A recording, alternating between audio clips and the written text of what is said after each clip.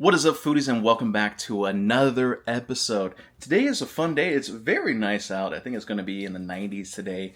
And today is also, I am wearing my little USA shirt because the well, it's mainly NBA players, but it's the USA basketball team is taking on France for gold today. But we are going to Universal Studios, and I am very, very excited because I haven't been there in forever. I got my Mario band. We're going to play some games. We're going to just see what we can get into. Tomorrow is the last day of the 60th anniversary of the Tram, so that is my main goal. As long as I do that, I am totally fine. But let's just get right into this and see what the day has in store for us.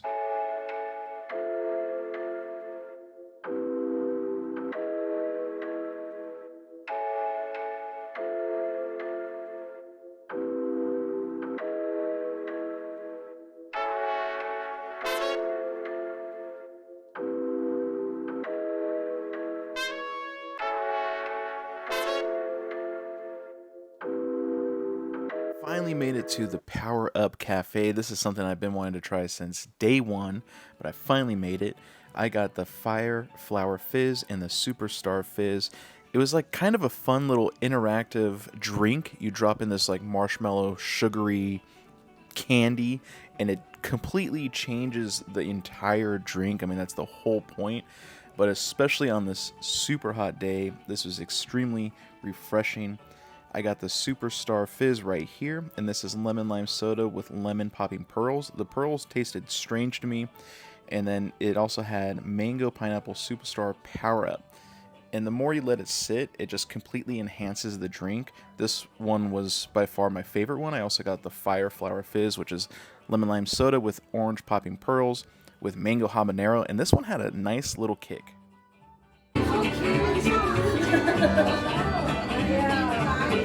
Next up was the Super Mushroom Calzone.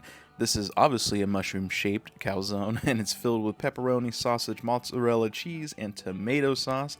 I am going to say the outside is fun. It looks weird. It looks strange. It has a lot of dyes that you probably shouldn't be eating, but it is what it is. I don't really care. The inside is not that appealing. It's kind of just this mush of everything, but it actually tasted decent. I wasn't mad about it. It was a nice little snack. This was $13, and the drinks itself, I believe, are also $13.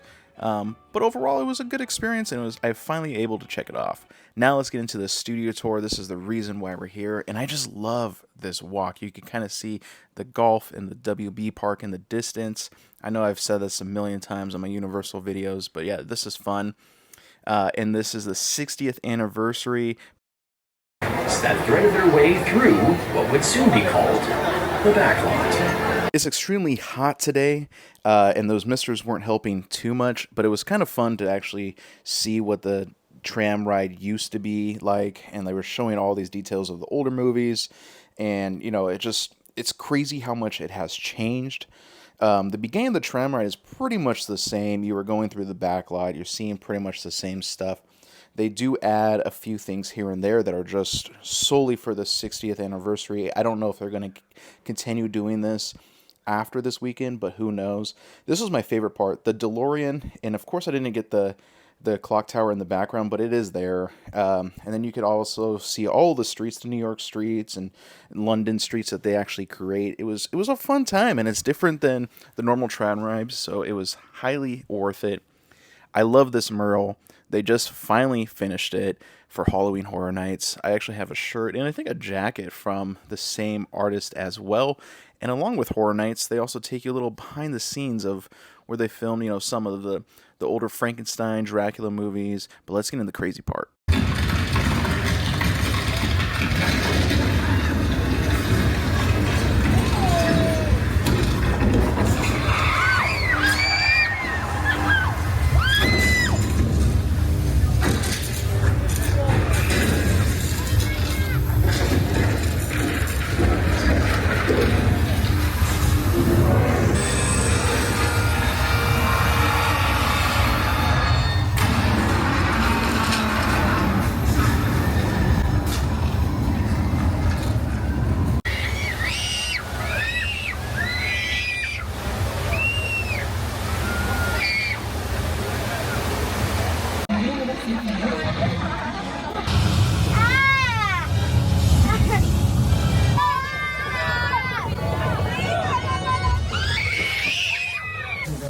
forecast for always right on target. And I close here that it will rain. And watch it come down. I recently just watched the beloved movie with starring Frankie Muniz and Amanda Bynes called Big Fat Liar, and both of them run down this little area and the water turns on in the movie. And I remember as a kid, I was like, I want to be Frankie Muniz in that movie. So this is probably one of my favorite parts of the tram ride. And it was just fun. I mean, this is also, I think, the time where Al Roker also says a few things. They did change some of the dialogue, even for the Jaws one. They don't usually say the normal stuff of the shark just being, an issue. Steven Spielberg actually has a new segment talking about Jaws and the interactive and how they came to, make it into Universal backlot. But yeah, the scenes itself in the tram ride are slightly different than usual. Again, I'm not sure if they're going to keep it or not, but it was just kind of cool to see a little bit of a change. I did add this next one. It was a super quick shot, but again, more Back to the Future. And I just love Back to the Future. It is the Lion Estates. That was cool. Kind of a random placement, though. The world.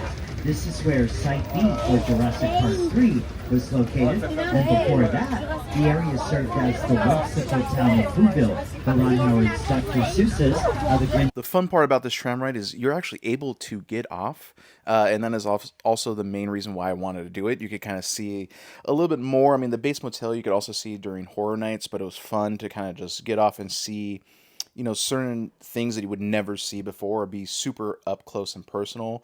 Like Mr. Bates himself, or the taxis from the Grinch, which is also pretty exciting, especially now that the Grinch land is gone.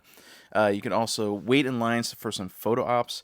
It was extremely hot, and I just didn't really want to wait in line, even though the lines were actually pretty short. Folks, please wait where you are. We'll let you know when it is safe to board.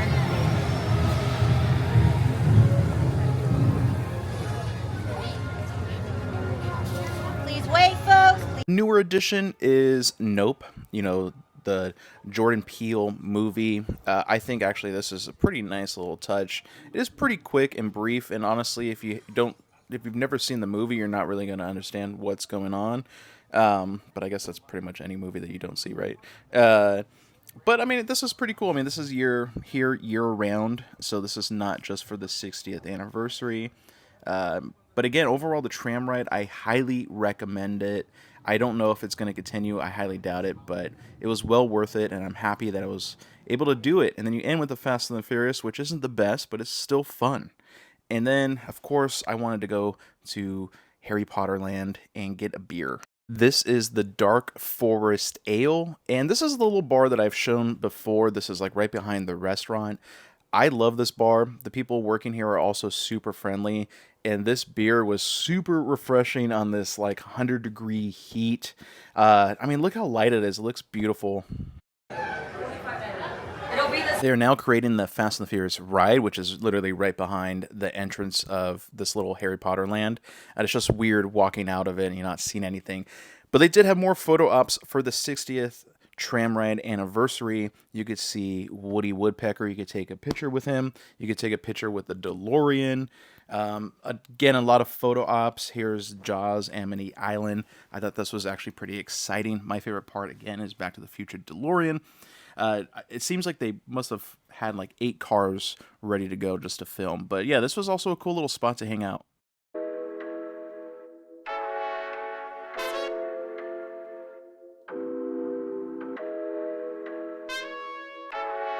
And of course, what would the anniversary be without some merchandise? They had so much merchandise of the 60th anniversary throughout the entire, amusement park. But this was literally the shop right in the center. They had some nice stuff. I didn't buy anything just because I didn't really need it. But if you're looking for a backpack, cups, whatever it is, shirt, they have it there. But one thing that I am definitely excited for is Halloween Horror Nights that starts next month, and they already have the merch out. They already announced pretty much all of the mazes, I believe, and this merch this year is on point. I absolutely love it. It makes it feel like the 90s or 80s style, and then you can get some of the stuff like Insidious or A Quiet Place, whatever movie you like. But they have t-shirts, hats, mugs.